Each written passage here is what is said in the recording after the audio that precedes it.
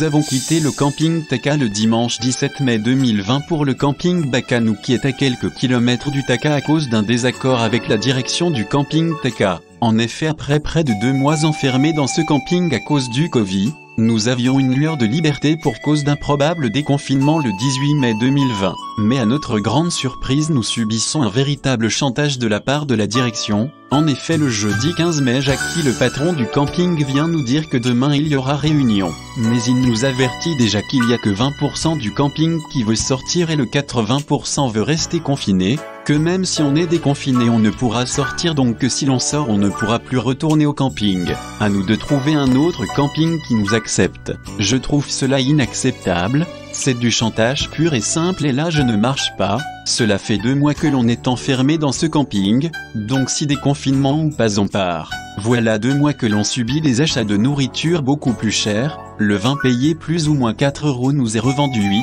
50 €, etc.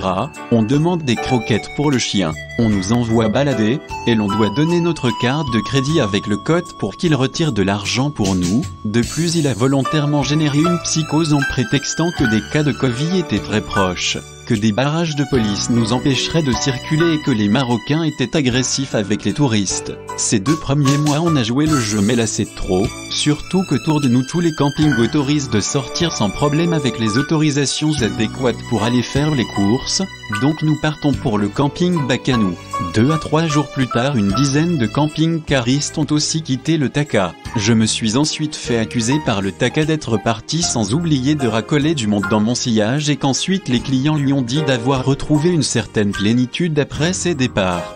De dire que j'ai été accueilli avec l'apéro en arrivant au Bakanou, ben oui, le fait du hasard. Chaque dimanche le Bakanou offre l'apéro et les petits fours, rien à voir avec mon arrivée. J'étais un client fidèle de ce camping et sûrement l'un des meilleurs, mais être traité comme cela je ne comprends pas, dommage pour eux, mais il m'a dit que je pouvais aller voir ailleurs à l'avenir, qu'il y avait assez de camping au Maroc. Il a bien raison, il y en a d'autres et en fin de compte tout aussi bien.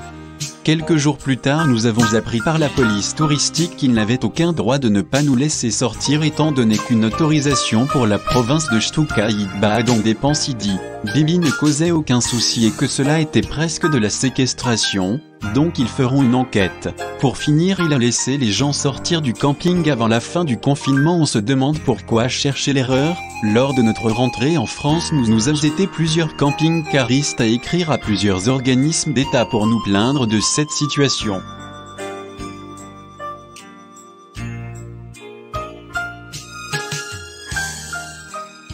Donc les confinements, ceux qui veulent partir la semaine prochaine, ils peuvent partir. Sauf qu'il faut une autorisation d'un camping. S'il y a des gens qui veulent partir hors la loi, c'est pas notre problème. Les gens qui sortent du camping avec un camping-car rouge, ils ne reviennent plus. Donc il faut que les choses soient claires. Déconfinement maintenant. Le déconfinement, on ne sait pas si ça sera mercredi ou pas. Il y a 2 possibilités. S'il y a déconfinement, on ne sait pas non plus s'il y aura une... comment on appelle ça?